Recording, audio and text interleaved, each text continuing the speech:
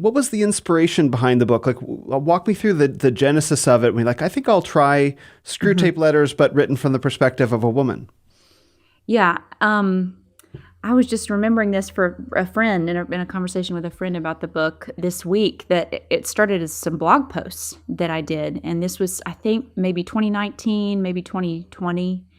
And I believe that it started with a couple of the early letters on, one of the letters on marriage, maybe.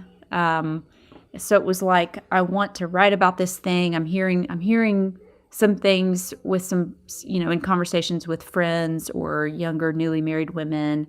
I would like to write about this, but writing a straight piece about it just doesn't feel like something I can just sit down and write 3 reasons why you shouldn't think that you're better than your husband or whatever. It's just something, I think it was the letter where she's talking about,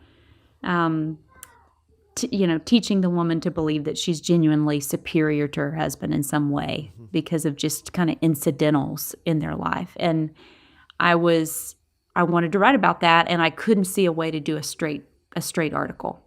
So I thought, what if we were to fictionalize this and do an imitation Screw Tape? How would that? And then I got really excited about, just the fun of the writing challenge of that that device.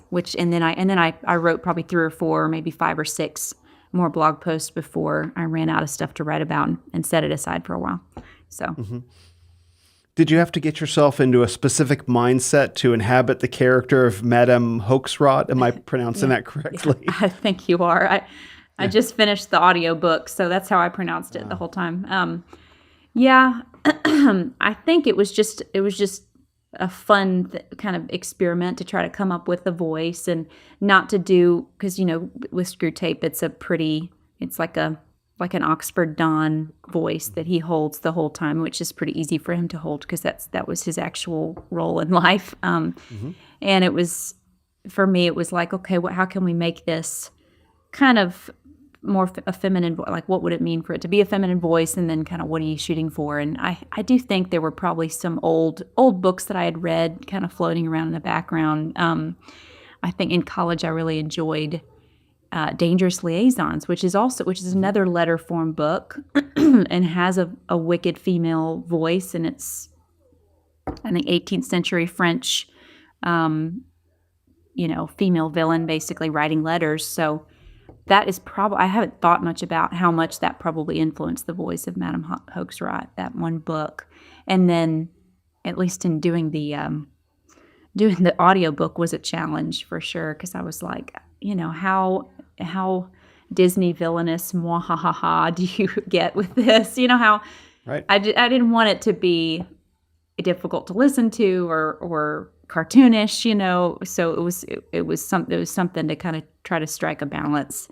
It might be too cartoony for some people still, but I think listening to a lot of Lewis audio of like Lion, the Witch, and the Wardrobe actresses doing the White Witch probably snuck in there some. But yeah. Well, it's clear that you had some fun with the character. In fact, I think in one of the later chapters, you actually do reference the French Revolution, where the demon got its name from. Yeah. So maybe I haven't read Dangerous Liaisons. I remember when I was a child, the movie came out. It was very popular. Yeah. But is the French Revolution when that's set? I don't remember exactly when that's set, honestly. I have an image of the movie maybe being kind of that era.